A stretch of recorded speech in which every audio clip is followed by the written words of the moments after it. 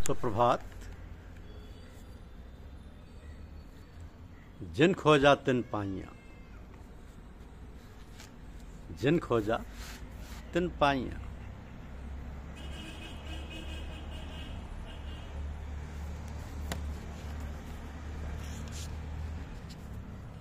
हम लोगों का एक ख्याल है कि दुनिया के सामान के अंदर सुख का मादा मौजूद है, इसलिए दुनिया के सामान हासिल होने पर इंसान को सुख प्राप्त हो सकता है।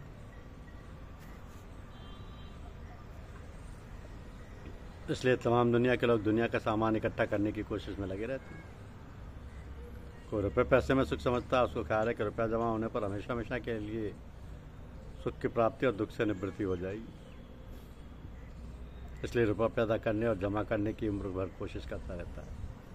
हजारों झूठ बोलता है, सैकड़ों बेईमानियां करता है, दोस्ती दुश्मनी पैदा करता है, खुशामदें करता फिरता है, लोगों के गले कटवाता है, तब कहीं जाकर रुपया जमा होता है। लेकिन उसको सच्चा सुख, जिसके लिए सब यत्न किए थे, नसीब नहीं होता। अगर रुपए में सुख होता तो तमाम रुपए वाले सुखी होते। नतीजा और तजुर्बा इसके खिलाफ है। ज़्यादातर रईस लोग दुखी नजर आते हैं।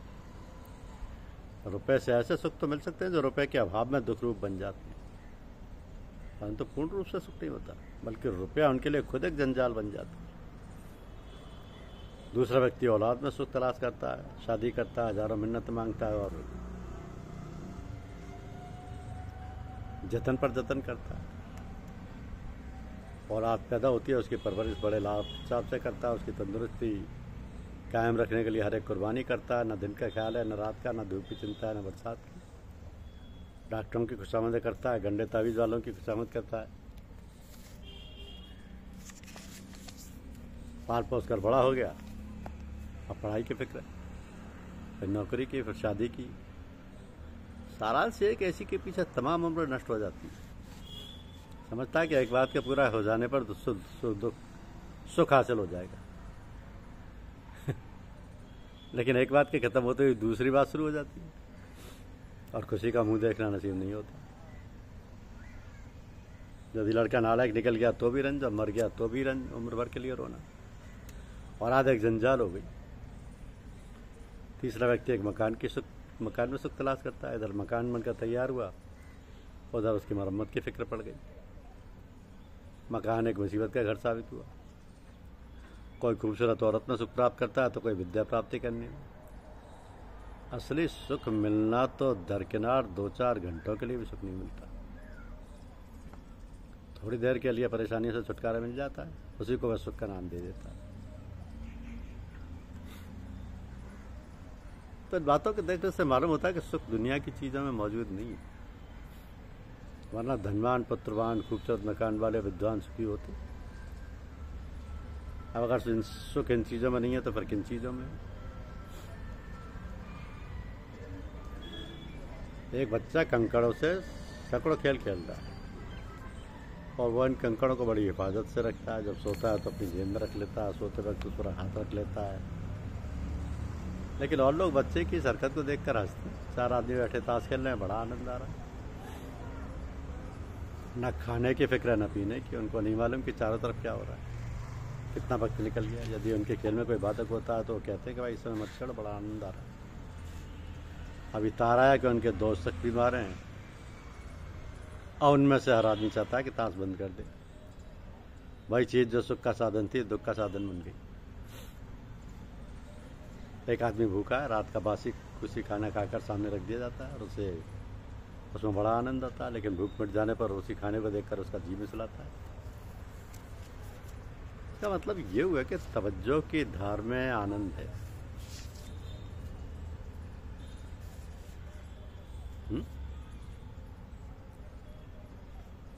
जो चीज़ हमें मन से प्यारी होती है उसके मिलने पर हमें सुख मिलता है, यानी आनंद हमें उस चीज़ में मालूम होता है जिसमें हमारी तवज्जो की धारें ज़्यादा पड़ती हैं। यानी जितनी वो चीज़ हमें ज़्यादा प्यारी है उतनी ज़्यादा आनंद हमें उस चीज़ के प्राप्त होने से होता है। तो जब किसी एक इंद्रिय पर तवज्जो की धार एकत्रित हो जाती है तो हमको बड़ा सुख मिलता है। जैसे यदि कोई व्यक्ति अच्छे खाने का शौकीन है तो उस चीज़ को उसे सबसे अच्छी लगती है, खाकर उसे बड़ा आनंद आता है। अगर कोई प्रेमी जन है तो उसको अपने प्रियतम को देखकर बड़ी खुशी होती है। जब धारा में इतना आनंद है तो उस केंद्र में जहाँ से धारें निकलती हैं कितना आनंद होगा। उस आनंद का पारावार नहीं है। और जिसने खुशकिस्मती से उसकी झलक भी देख ली वो तो हर कुर्बानी उसके लिए कर सकता है। चारों दुनिया के बादशाह उसके लिए उसको देखकर उसका अनुभव करके किसी चीज़ के देखने में अनुभव करने की इच्छा बाकी नहीं रहती। तो ये वो चीज़ है जो ख्याल में नहीं आ सकती, इसका अनुभव स्थूल बुद्धि नहीं कर सकती।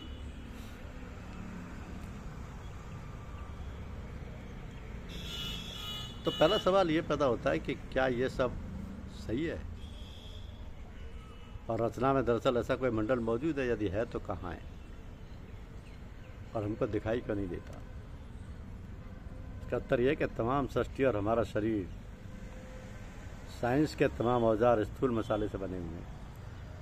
ये सिर्फ स्थूल रचना का ज्ञान हमको दे सकते हैं, सूक्ष्म रचना का नहीं। सूक्ष्म रचना का ज्ञान सूक्ष्म मसाले से बनी इंद्रियां दे सकती हैं। लिहाजा सूक्ष्म रचना का ज्ञान हासिल करने के लिए हमको अपनी स्थूल इंद्रियां शून्य करनी होंगी और उनकी जगह सूक्ष्म इंद्रियां जगानी होंगी।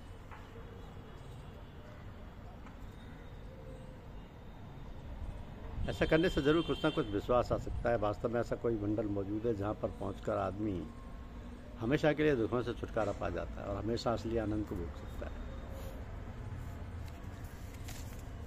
कहीं ना कहीं तो हो। तो इसका विश्वास हो जाने पर दूसरा सवाल पैदा होता है कि वो देश कहाँ है। इसका उत्तर है कि सब मजहबों ने इंसान का इंसानी रूप सच्चे कुल मालिक का अंश है और वही गुण छोटे पैमाने में इस आत्मा में मौजूद है जो बहुत बड़े पैमाने पर मालिक कुल यानी परमात्मा में है। तो मालिक का पूर्ण रूप से जीव अनुभव नहीं कर सकता,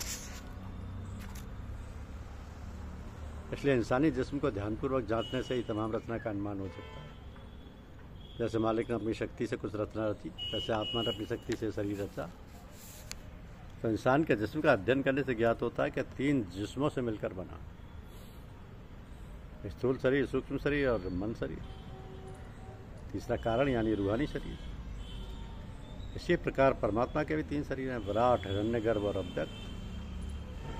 इंसान के स्थूल शरीर में 6 चक्र हैं और चूंकि इंसान का स्थूल शरीर मन के जिस्म के नमूने पर बना है, लिहाजा सूक्ष्म शरीर में भी 6 चक्र हैं और सूक्ष्म शरीर कारण शरीर के नमूने पर बना है, लिहाजा कारण शरीर में भी 6 चक्र हैं। इस तरह इंसानी शरीर में 18 चक्र हैं, 6 स्थूल, 6 सूक्ष्म और 6 कारण। इसी तरह परमात्मा के शरीर में भी 18 चक्र हुए, 6 स्थूल, 6 सूक्ष्म, 6 कारण। तो इंसानी शरीर में 6ठे चक्र पर बैठकर, जिसको आगर चक्र भी कहते हैं, आत्मा तमाम जिस्म को जान देती है।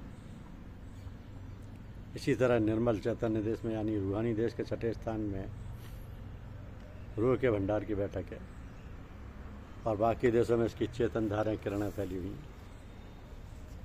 तो जो मजहब आत्मा को स्थान पर पहुंचा सके वही सच्चा मजहब है, और जो अभ्यासी उस सत भंडार पर पहुंच चुका है या वहां से उतर कर आया है वही संत सतगुरु है। और जो गुरु आत्मा का रुख उस असली सत भंडार की ओर फेर दे और वहां तक पहुंचा दे वही सच्चा गुरु है। अब तीसरा सवाल यह है कि वहां तक कैसे पहुंचो। इसका जवाब भी पहले आ चुका है कि सच्चा सिर्फ सच्चा गुरु ही वहां तक पहुंचा सकता है और कोई जरिया नहीं है। इसलिए सच्चे गुरु की तलाश करनी चाहिए। इसमें शक नहीं कि सच्चे गुरु का मिलना बहुत मुश्किल है, लेकिन ये दुनिया आलम में इम्कान है, इसमें कोई चीज़ संभव नहीं। जिसको सच्ची लगन लगे वो खोज रहा है, और जो सच्चा जो मुतलाशी या खोजी है उसको जरूर एक दिन सच्चे गुरु मिल जाएंगे। जिन खोजा तिन पाइयाँ गहरे पानी बैठ, हबोरी खोजन चली रही किनारे बैठ। जिनको सौभाग्य परमात्मा की कृपा से ऐसे गुरु मिल गए, उनको चाहिए कि लग लिपट कर अपना काम बना लें, वरना इस दुनिया का क्या भरोसा है। ये मुमकिन है कि ऐसे प्रेमी भक्त प्रभावशाली व्यक्ति मिल जाए, लेकिन ऐसे महापुरुष जिनका आचरण उच्च कोटि का हो मिलकर मिलना कठिन नहीं, दूभर है। कोई अवसर का लाभ ना उठाकर और चक्करों में फंसकर उस अवसर को हाथ से खो बैठते हैं और फिर उम्र भर पछताते रहते हैं, फिर न मालूम वो मौका उनके हाथ आए नहीं। धन्यवाद।